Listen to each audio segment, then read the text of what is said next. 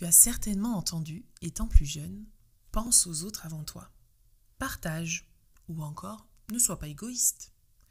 Ces petites phrases qui paraissent anodines sous-entendent pourtant que penser à toi, c'est mal, c'est être égoïste. Alors aujourd'hui, adulte, quand on entend qu'il faut prendre soin de soi, ce qui résonne en nous, c'est « ce n'est pas possible puisque c'est égoïste ». Donc voyons ensemble comment les croyances limitantes sur l'amour de soi peuvent nous pénaliser physiquement et mentalement. Bienvenue dans Mystère sacré du corps, le podcast qui éclaire les liens subtils entre tes croyances, tes émotions et leur impact sur ta santé physique et spirituelle. À travers des réflexions profondes, des méditations guidées et des pratiques énergétiques, je t'invite à explorer ton potentiel, à te libérer de tes blocages et à créer une vie alignée avec ton essence profonde et le monde spirituel qui t'entoure. Je suis Julie Montagnard-Rentier, fondatrice avec Lionel de l'Éther d'accueil, kinésiologue et énergéticienne depuis 15 ans. J'accompagne celles et ceux qui souhaitent faire de l'accompagnement holistique leur vocation en proposant des formations et des stages pour incarner pleinement leur mission de vie. Ensemble, marchons sur les sentiers de la conscience, façonnons de nouveaux chemins neuronaux et ouvrons des portes vers une transformation intérieure profonde. Plonge dans cette alliance du vivant avec moi, où corps et âme s'unissent dans l'amour et la joie. Bienvenue dans cet espace de découverte et d'évolution. C'est un sujet universel que j'ai envie d'aborder avec toi aujourd'hui parce que moi, la première, quand je prends soin de moi, il m'arrive encore parfois de ressentir de la culpabilité. Tu vois, quand je me pose sur le canapé devant une série, je me dis encore que je pourrais utiliser mon temps de manière plus utile que ça. Alors heureusement, ça m'arrive de moins en moins souvent, mais je dois bien avouer qu'il reste encore un petit fond parfois. Alors si toi aussi tu ressens ça, cet épisode va certainement te parler. Alors je voudrais d'abord revenir sur cette notion d'utilité, comme si notre vie, elle devait être performante en permanence, comme si on devait l'optimiser, se rendre utile, être utile à quelque chose. Et cette notion d'utilité, elle est pour moi un fondement de la difficulté à se sentir aimé. Est-ce que je vais être aimé si je larve sur mon canapé? Si je scrolle? Si je n'ai pas fait le ménage? Ou bien encore si je reporte à demain ce que je dois faire aujourd'hui? Alors ce n'est pas une invitation à la procrastination, évidemment, mais bien une invitation à se laisser un peu tranquille. L'amour de soi commence par là. Je suis sûre qu'au bout d'un moment, passer sa journée devant des séries, ça te saoule comme moi, et que tu as envie de profiter de la vie, de voir des amis, de partager des moments en famille, etc. Donc si de temps en temps tu veux larver, tant mieux pour toi. C'est même le signe d'une bonne santé mentale. Alors parce qu'il faut savoir que se couper de la routine, du rythme quotidien et répétitif, c'est comme l'ennui, c'est excellent pour le cerveau et la créativité. Parce qu'en fait, tu vas créer un espace dans tes pensées et c'est dans cet espace que ta créativité se développe. Ton esprit va vagabonder, se questionner et explorer. Mais ça, c'est quand tu ne fais rien. Et rien veut dire rien.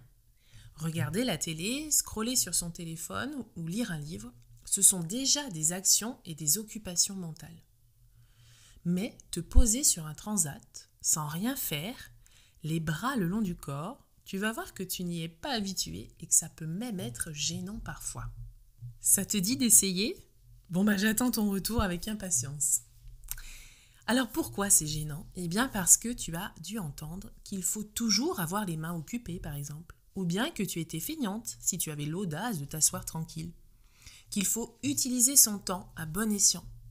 Toutes ces petites phrases que tu as intégrées comme croyances limitantes. Encore une fois, je ne te parle pas ici de larver à longueur de journée. Je parle là d'équilibre, avec des vrais temps de repos et des vrais temps d'action. Alors moi qui pousse en plus souvent à l'action dans les stages ou les formations, ça peut paraître antinomique avec ce que je dis d'habitude. Mais en réalité, je prône l'équilibre entre des temps d'action, des temps de repos et des temps de créativité. C'est cet équilibre aussi qui va créer un équilibre mental, émotionnel et physique et faire qu'on sera en amour de nous-mêmes car complètement épanouis et satisfaites de notre vie. Ne plus être coincé entre l'envie de se reposer en plein élan d'action et l'impatience d'en finir seulement pour culpabiliser une fois au repos. Tu vois comment on se met la tête à l'envers. Un cercle vicieux où croyances limitantes et mentales en ébullition transforment chaque pause en bataille intérieure et au final, on ne s'arrête jamais vraiment. Et aussi, si tu entends égoïste quand tu veux prendre soin de toi, ou si certaines personnes de ton entourage te le font sentir, ou carrément te le disent, la première chose que je t'invite à faire, c'est une pause. Mais même maintenant, en écoutant ce podcast, peut-être que tu es en train de faire autre chose. Eh bien, pose-toi juste un instant et écoute ma voix. Parce qu'égoïste, on peut l'être, c'est vrai, mais si tu regardes la réalité en face, quel est ton pourcentage d'égoïsme par rapport à ton pourcentage d'action pour les autres ? Alors bien sûr, tu vas me dire que tu dois t'occuper de tes enfants, ton travail, des tâches ménagères, des repas, tout ce qui t'occupe en règle générale. Oui, mais si tu remets tout à plat et que tu te prends enfin en compte, quelle va être ta première action là, maintenant, tout de suite ? Tu pourrais te sentir perdu au départ, parce que tu fonctionnes comme ça depuis tellement longtemps que tu as activé le mode robot. On pourrait même dire le mode warrior. Mais ce mode devrait être passager. On ne peut pas être warrior tout le temps, car la warrior, elle puise dans ses ressources profondes et elle doit recharger ses batteries régulièrement. Mais comment puiser dans des ressources si celles-ci, elles sont déjà mises à disposition de tout le monde, sauf de toi-même ?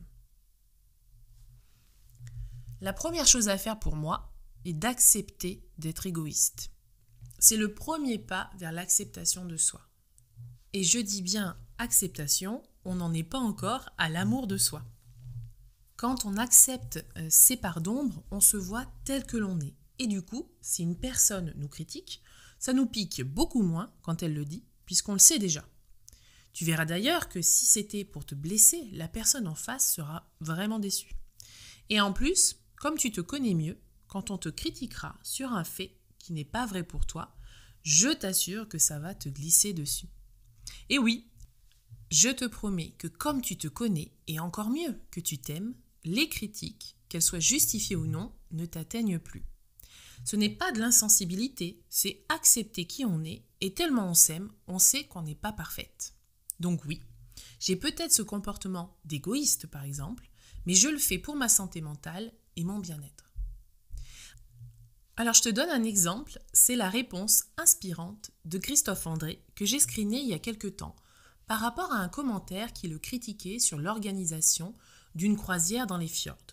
Et la personne laisse un commentaire en disant qu'elle est profondément choquée et déçue parce que cette croisière n'était pas écologique et que M. André avait cédé au chant des sirènes, sous-entendu qu'il le faisait pour l'argent. Alors ça, c'est le résumé du commentaire. Et la réponse de Monsieur André a été, je te la lis, elle est épique. Donc merci pour votre franchise. Donc ça, c'est ce qu'il dit. Je trouve déjà génial cette phrase. Après, il dit « J'ai hésité un bon moment pour cette croisière et j'ai pris ma décision parce que les trajets se font en train et en bateau à moteur hybride. » Donc là, il s'explique un petit peu. Ensuite, il dit « Effectivement, aucun moyen de transport en dehors de la marche et du vélo n'est purement écologique. » Donc on voit bien, là, il replace un peu dans le contexte, et voilà, pour lui dire quand même que de toute façon, à part effectivement la marche et le vélo, il n'y a rien qui... tout pollue. Et enfin, il termine. Pour le matérialisme parisien et l'argent facile, je ne me sens pas concernée et préfère donc ne pas répondre. Alors là, j'ai trouvé que c'était tellement juste, ancré, positionné, que je me suis imaginé que ces critiques n'avaient pas ébranlé son amour de lui-même, sa confiance en lui. Je ne sais pas en fait en réalité ce qui se passe, mais pour faire une réponse aussi claire et sans accuser l'autre, il faut avoir de bonnes bases de confiance et d'amour de soi. Et j'ai trouvé que c'était un magnifique exemple. Tu me diras ce que tu en penses. Alors si on n'arrive pas à prendre soin de soi, c'est qu'on n'a pas réussi à développer de l'amour pour soi. Aimer quelqu'un, c'est vouloir son bien, n'est-ce pas ? On fait attention à ses besoins, on prend soin de lui, on lui accorde du temps, de l'écoute, de l'attention.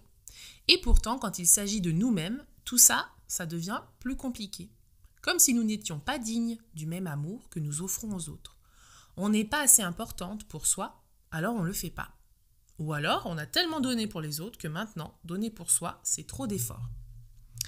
Pourquoi tout ça ? Parce que l'amour de soi, ça ne s'improvise pas, ça se construit. Or, si depuis l'enfance, on nous a appris qu'il fallait toujours faire passer les autres avant nous, il va être difficile aujourd'hui de s'autoriser à s'accorder de la valeur, à reconnaître nos propres besoins comme légitimes. Résultat, on s'épuise à donner, on se sent coupable de recevoir et on s'oublie en chemin. Tout ça parce qu'on pense qu'on n'est pas assez bien. Mais alors, d'où vient cette impression de ne jamais être à la hauteur? Alors bien sûr, il peut y avoir plein de raisons. Par exemple, un père qui attendait un garçon et qui, en découvrant sa fille, a laissé transparaître une déception, même infime. Une phrase lâchée au détour d'une conversation, « Ah, si seulement c'était un garçon », un soupir, une attente non dite, mais ressentie. Une préférence qui n'a jamais été clairement exprimée, mais qui s'est glissée dans les silences, dans les regards, dans les gestes. Tout ça peut être inconscient, évidemment. L'enfant, si avide d'amour et de reconnaissance, perçoit tout. Elle capte l'indicible et le transforme en une croyance. Je ne suis pas assez bien tel que je suis. Pour être aimée, je dois être autre chose. Peut-être plus forte, peut-être plus obéissante, peut-être moins émotive, peut-être plus performante. Alors elle se met à courir après un amour conditionnel. Elle cherche à mériter ce regard qui lui a semblé absent, cette fierté qu'elle espérait.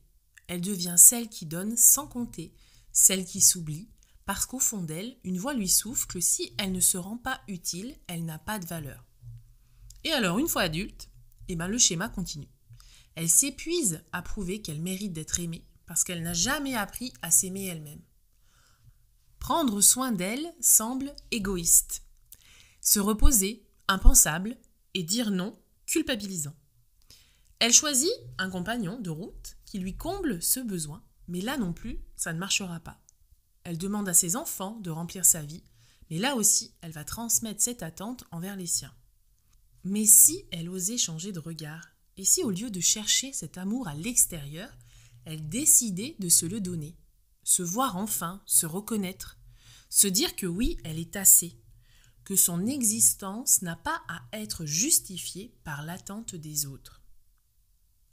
Parce que l'amour de soi, c'est ça. Cesser de chercher à être quelqu'un d'autre et enfin embrasser qui l'on est en profondeur.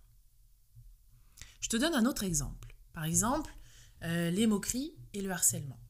Les mots blessants de l'enfance laissent des traces. Une insulte répétée, t'es bête, t'es moche, personne ne voudra jamais de toi, peut devenir une vérité intérieure et façonner l'image que l'on a de soi. Et par exemple, ça va amener à des transformations physiques excessives, des prises alimentaires excessives et puis des fois en mode anorexie, ou alors carrément une vision de son corps qui est complètement biaisée. Et puis sinon, tu as aussi le manque de validation émotionnelle. Si quand on était enfant, on entendait souvent « c'est pas grave, arrête de pleurer »,« oh là là, t'exagères », ou « sois forte » ou « sois fort », alors on a peut-être appris à nier ses propres émotions, à les minimiser, voire à les considérer comme un problème. Ou encore, un traumatisme qui a été non reconnu. Par exemple, un événement marquant, même banal aux yeux des autres, un déménagement, une séparation des parents, une trahison amicale, peut créer une blessure d'abandon ou de rejet qui altère la perception de sa propre valeur. Toutes ces expériences peuvent influencer notre capacité à nous aimer pleinement.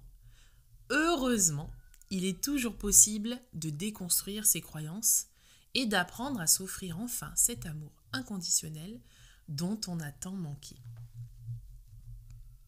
Prendre soin de soi, c'est avant tout reconnaître que chaque geste compte, peu importe sa taille.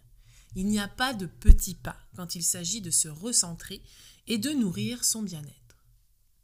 On pense souvent à l'aspect physique en premier, et c'est vrai qu'il est essentiel. S'offrir un bain de soleil pour recharger son énergie, se laisser aller entre les mains d'un masseur pour détendre son corps, ou tout simplement s'accorder du temps pour ne rien faire, sans culpabilité. Ces moments sont précieux parce qu'ils permettent au corps de souffler, de se régénérer et de mieux répondre à nos besoins quotidiens. Mais prendre soin de soi, c'est aussi écouter ses émotions. Trop souvent, on les ignore ou on les met de côté par peur de ralentir.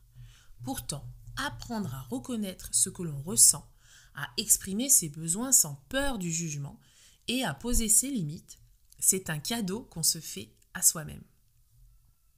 Cela peut passer par l'écriture d'un journal intime pour libérer ses pensées, une discussion avec une personne de confiance ou encore la pratique de la respiration profonde pour apaiser un trop-plein d'émotions. Alors je t'invite aussi à trouver une technique alternative pour être à l'écoute de tes émotions. Aujourd'hui, il y a beaucoup d'offres, donc il y a beaucoup de solutions. Enfin, il y a le soin de soi au niveau spirituel, qui est tout aussi important. Se reconnecter à soi peut prendre de nombreuses formes. Méditer quelques minutes par jour, marcher en pleine nature, en pleine conscience, pratiquer un rituel qui a du sens pour toi, comme tirer une carte d'oracle ou allumer une bougie avec une intention particulière. Nourrir son esprit, c'est aussi s'autoriser à rêver, à visualiser ce qui nous fait vibrer et à cultiver la gratitude pour tout ce qui est déjà là.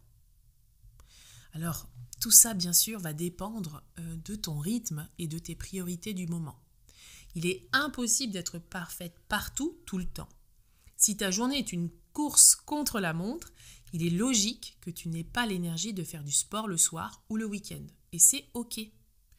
Mais dès qu'un espace se crée, profites-en selon ce que tu as besoin.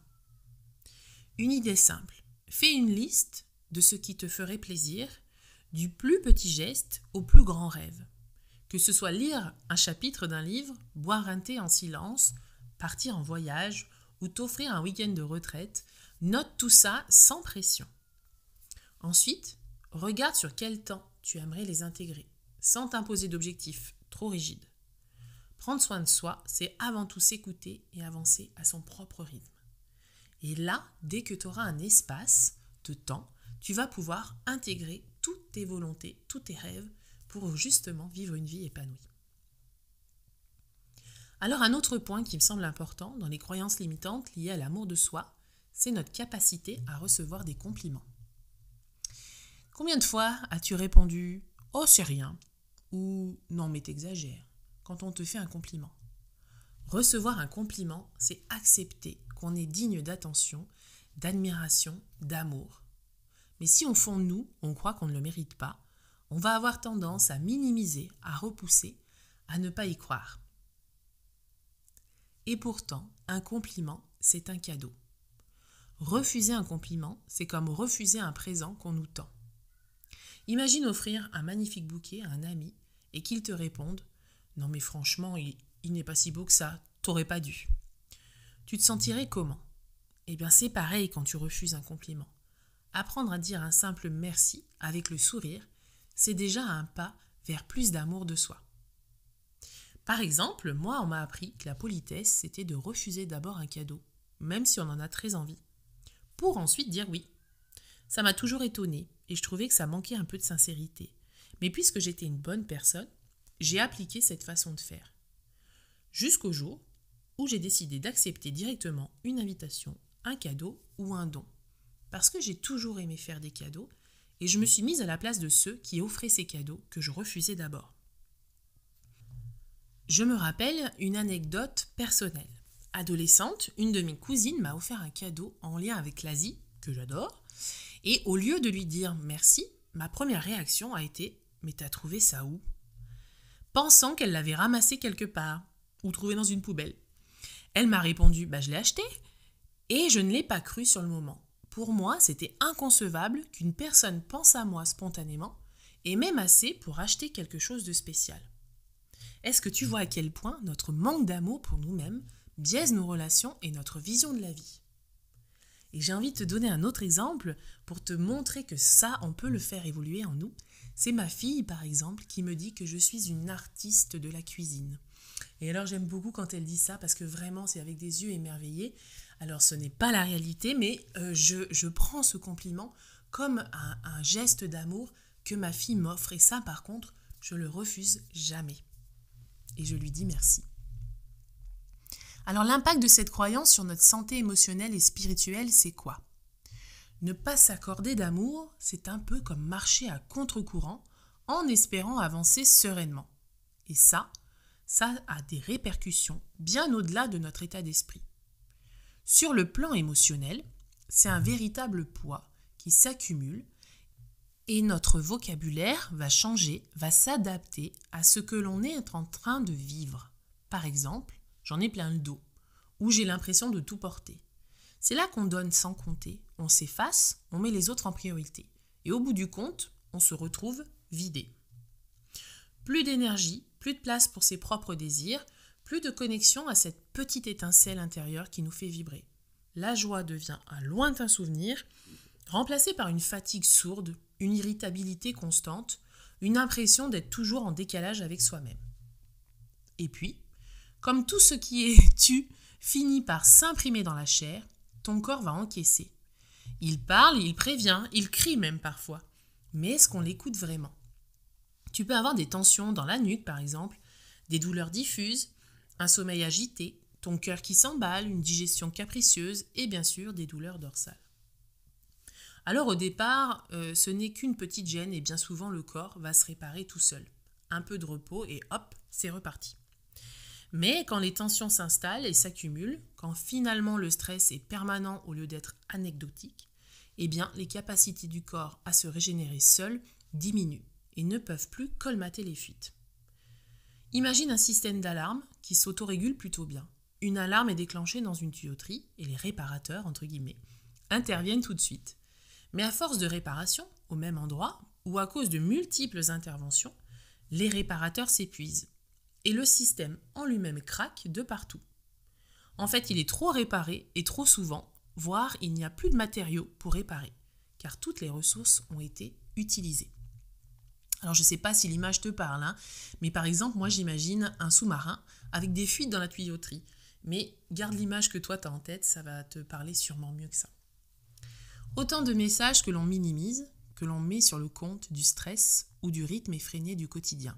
Et c'est vrai, c'est juste ça. Pourtant, derrière ces manifestations physiques se cache souvent un manque fondamental, celui de l'amour que l'on refuse de se donner. Parce que s'aimer, pour beaucoup, c'est égoïste. Parce que prendre soin de soi avant les autres, c'est mal vu. Parce qu'on nous a appris à endurer, à faire taire la douleur plutôt qu'à l'écouter. Parce que exprimer son mal-être, c'est souvent perçu comme une faiblesse. On valorise, dans notre société, ceux qui tiennent bon, qui encaissent sans broncher, qui avancent coûte que coûte, alors que ceux qui s'écoutent, en revanche, sont trop souvent pointés du doigt, trop sensibles, trop fragiles, égoïstes. On les accuse de se plaindre, de manquer de résilience, de ne pas être assez fort.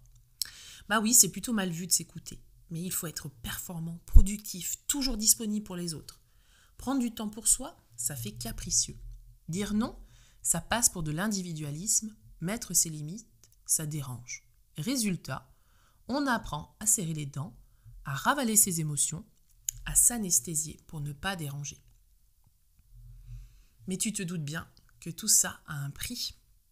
À force d'ignorer nos besoins, on finit par se couper de nous-mêmes. On perd cette connexion précieuse à notre ressenti, à notre intuition. Et ça, c'est tout ce qu'on essaye de faire dans les stages de développement personnel. On essaye de revenir à tout ça. On oublie que notre corps n'est pas notre ennemi, mais un allié qui tente, tant bien que mal, de nous ramener à l'équilibre. Ce n'est pas de la faiblesse que de s'écouter, c'est du bon sens.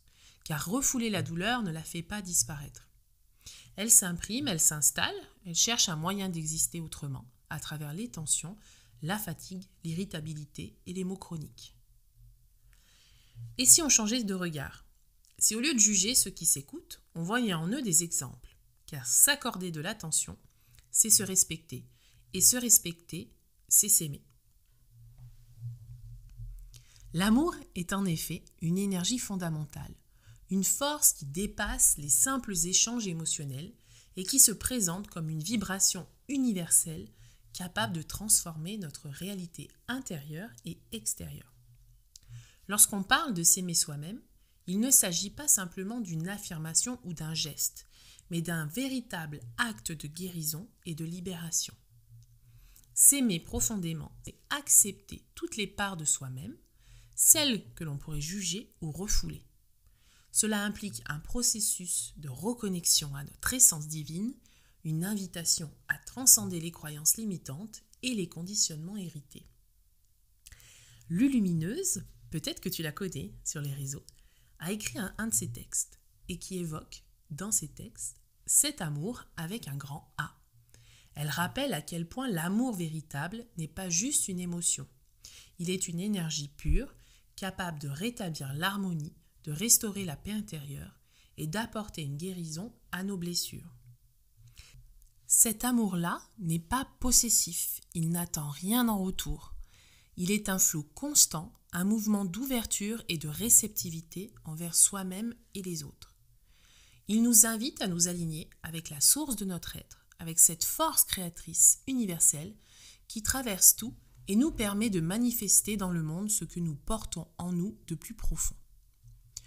Lorsque nous vivons l'amour sous cette forme divine, nous ressentons effectivement une légèreté et une fluidité nouvelle. C'est comme si, en nous donnant pleinement à cet amour, nous devenions plus légers, plus libres. Les obstacles qui semblaient immenses deviennent alors des opportunités d'apprentissage et les tensions internes se dissolvent. Cet amour qui guérit et pacifie devient aussi une invitation à la création, non seulement de notre propre vie, mais d'une vie en harmonie avec l'univers.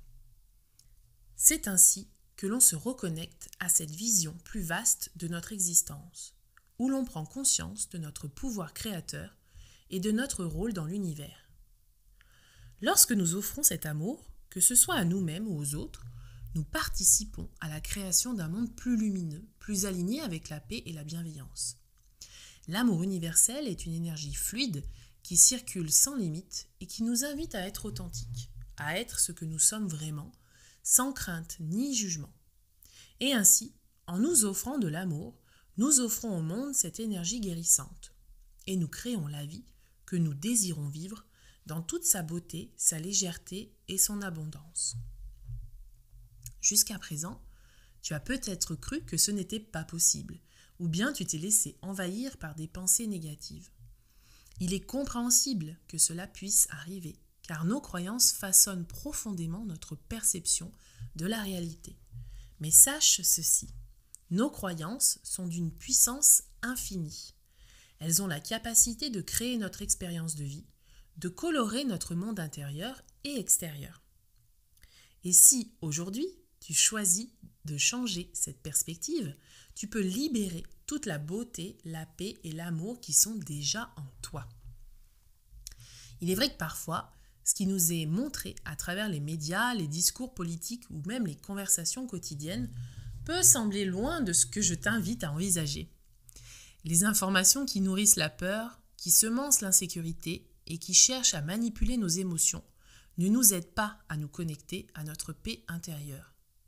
Elles nous poussent souvent à réagir dans la peur, l'anxiété et la division. Mais cela ne signifie pas que tu es obligé de t'y conformer. En réalité, tout cela n'est qu'une illusion qui veut nous détourner de notre pouvoir intérieur. Lorsque nous choisissons d'embrasser des croyances nourrissantes, celles qui nous élèvent, nous libèrent et nous connectent à l'amour et à la paix, nous commençons à voir le monde d'une autre manière. Nous découvrons qu'au lieu d'être réactifs face aux événements extérieurs, nous pouvons être créateurs de notre réalité. La puissance de nos croyances peut transformer nos vies et nous ouvrir à une nouvelle perception de la réalité. En cultivant des pensées positives, en ancrant en nous des croyances renforçantes et en nous entourant de ceux qui partagent cette vision, nous ouvrons un chemin vers une existence plus harmonieuse et plus alignée avec ce que nous désirons profondément. Alors, plutôt que de se laisser submerger par la peur et la confusion qui nous sont présentées, nous pouvons choisir de réagir avec calme, sagesse et confiance. Chaque croyance positive que tu nourris devient une brique solide sur laquelle tu bâtis une vie plus paisible, plus épanouissante et pleine d'amour. Rappelle-toi que l'amour et la paix ne sont pas seulement des émotions, ce sont des choix puissants que tu peux faire à chaque instant. Et c'est en nourrissant ces croyances positives que tu créeras une réalité où la paix et l'amour régneront, non seulement en toi, mais aussi autour de toi. Alors maintenant, qu'est-ce qu'on fait de tout ça? La bonne nouvelle, c'est que ces croyances ne sont pas figées. Elles ne sont pas une fatalité, juste des schémas appris que l'on peut déconstruire pas à pas. On ne change pas du jour au lendemain, mais chaque petit geste compte. On peut commencer en douceur avec des actions simples mais puissantes. Par exemple, s'accorder du temps pour soi, même quelques minutes par jour, sans culpabiliser, juste être avec soi-même, écouter une musique qui fait du bien, respirer profondément, savourer un thé en pleine présence. Apprendre à dire non, sans justification, sans excuse, parce que dire non aux autres, c'est parfois se dire oui à soi-même. Accepter un compliment sans le minimiser, sans répondre par un « oh, ce n'est rien » ou « c'est grâce à la chance ». Juste un sourire, un merci sincère, parce qu'on mérite d'être reconnu, apprécié et aimé. Écouter son corps. Reconnaître ses besoins avant qu'il ne crie trop fort. Fatigue? Eh bien là, tu amènes du repos. Tension? Amène du mouvement. Trop plein émotionnel? Un espace pour l'exprimer. L'amour de soi, ce n'est pas du narcissisme, ce n'est pas un luxe, c'est une nécessité. Parce que quand on s'aime avec bienveillance, on cesse d'attendre des autres qu'ils comblent un vide en nous. On peut alors aimer différemment, avec plus d'authenticité, plus de justesse, sans attente irréaliste. Alors aujourd'hui, je te pose une question, une vraie, qui mérite réflexion. Quel est le premier petit geste d'amour que tu vas t'accorder ? Merci d'avoir voyagé avec moi dans cet épisode de Mystère sacré du corps. Si cette exploration a résonné en toi et que tu ressens l'appel d'aller plus loin, je t'invite à rejoindre les terres d'accueil, un espace dédié à la transformation, à la connexion et à l'éveil de ton potentiel profond. Rejoins notre alliance spirituelle et bienveillante sur Facebook, sur les terres d'accueil ou sur le groupe privé Future Enquêtrice de l'âme. Tu as aussi notre Insta, Lionel et Julie, les terres d'accueil, et notre site internet www.lesterresdaccueil.fr. À très bientôt pour un nouvel épisode et d'ici là, prends soin de toi, de ton énergie et laisse briller ta lumière.